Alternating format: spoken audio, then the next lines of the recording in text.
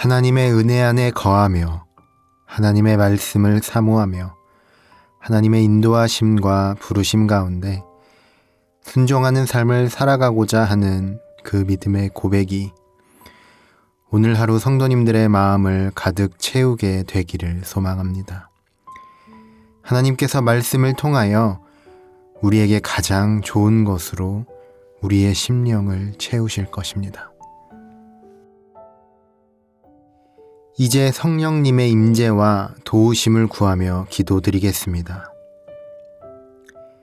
하나님 아버지, 이 시간 우리의 말씀을 읽는 우리의 마음 가운데 성령님을 보내주셔서 겸손한 마음으로 말씀을 듣게 하시고 우리가 깨달아 알게 하옵소서. 그리하여 우리의 삶 속에서 성령의 열매를 맺는 삶을 살아갈 수 있게 하옵소서. 예수님의 이름으로 기도드립니다. 아멘. 하나님께서 오늘 우리에게 주신 말씀을 읽겠습니다. 먼저 구약 성경 예레미야 31장 17절의 말씀입니다. 너의 앞날에는 희망이 있다. 나 주의 말이다. 이어서 신약 성경 에베소서 2장 7절의 말씀입니다. 하나님께서 그리스도 예수 안에서 우리에게 자비로 베풀어 주신 그 은혜가 얼마나 풍성한지를 장차 올 모든 세대에게 드러내 보이시기 위함입니다.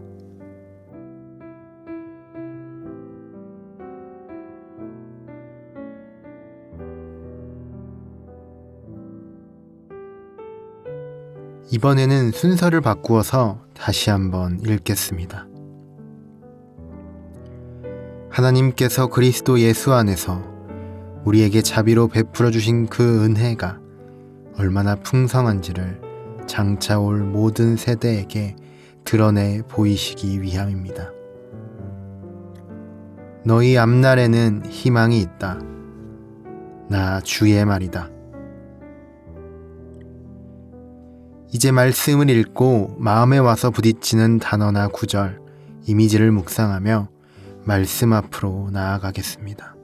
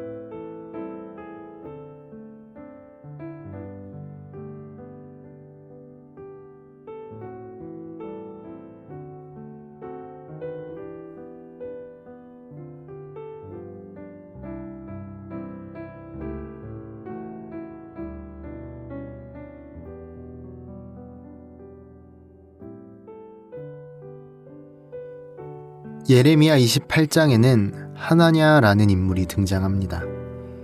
그는 남유다가 바벨론의 속국이던 시기 예레미야 선지자와 대립하던 인물로 이스라엘 백성들에게 2년 만에 바벨론에 잡혀갔던 포로들이 귀환할 수 있을 것이라고 그렇게 거짓으로 예언했습니다.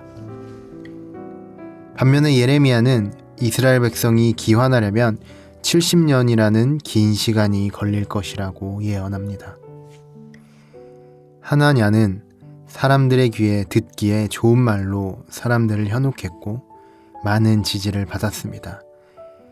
하지만 하나님의 말씀을 온전하게 전했던 예레미야는 사람들로부터 극심한 핍박을 받아야만 했습니다.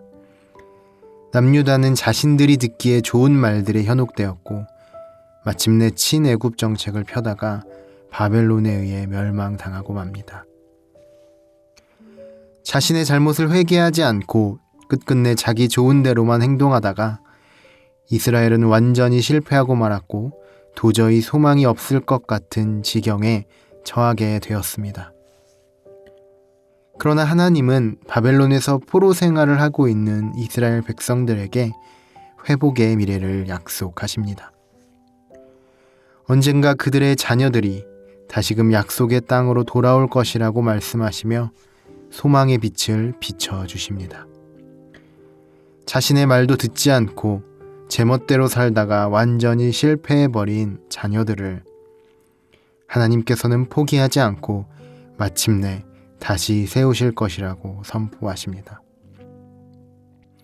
그리고 70년 후 바벨론이 멸망하고 세워진 바사의 고레스 왕에 의해 이스라엘 포로들은 다시 가나안 땅으로 돌아오게 됩니다. 사도 바울은 에베소서에서 허물과 죄로 죽었던 너희가 그리스도 안에서 은혜로 구원받았다고 말씀합니다. 남유다가 멸망하던 시대에도, 사도 바울이 로마 감옥에 갇혀있던 시대에도, 그리고 지금 시대에도 언제나 우리의 본성은 변함이 없는 것 같습니다. 본질상 진노의 자녀인 우리는 언제나 실패할 수밖에 없는 죄의 본성을 가지고 있는 것입니다.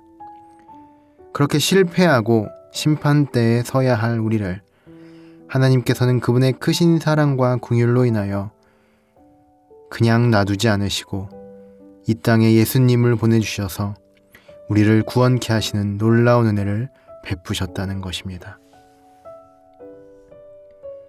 그리고 나서 사도 바울은 하나님께서 그리스도 예수 안에서 우리에게 자비로 베풀어 주신 그 은혜가 얼마나 풍성한지를 장차올 모든 세대에게 드러내 보이시기 위해 우리를 살리시고 그리스도와 함께 하늘에 함께 앉게 하셨다고 말합니다.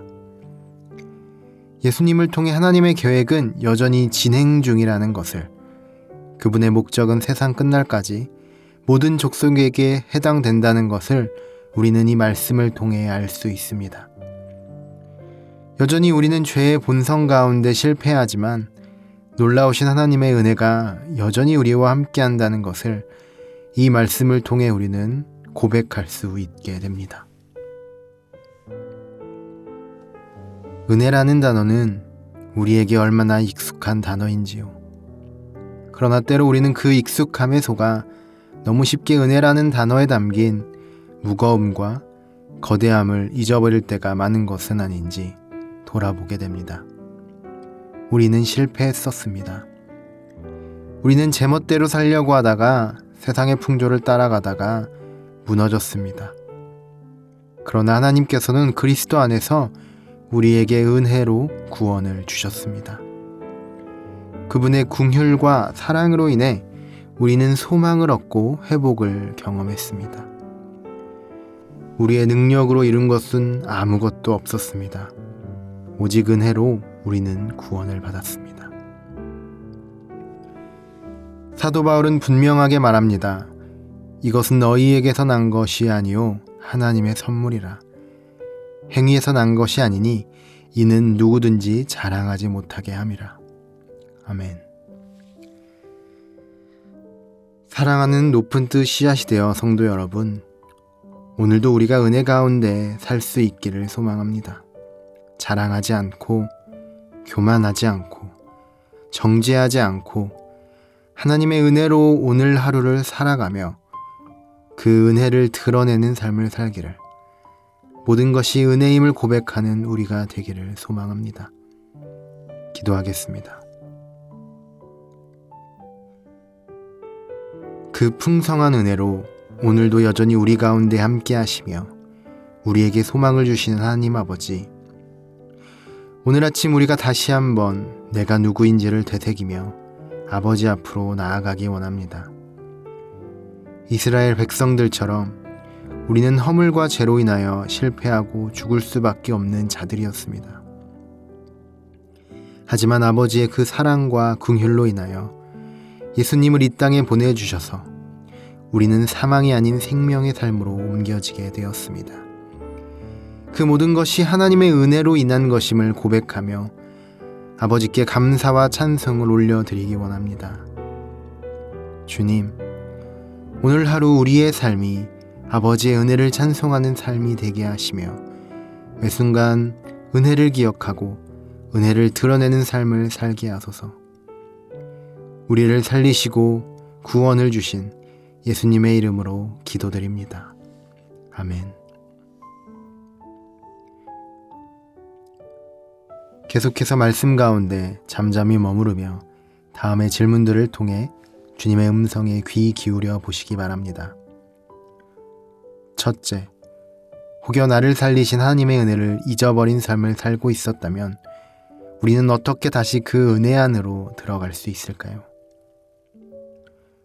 둘째, 하나님의 은혜를 드러내는 삶을 살기 위해 우리는 무엇을 해야 할까요? 이러한 질문과 말씀으로 묵상하도록 하겠습니다.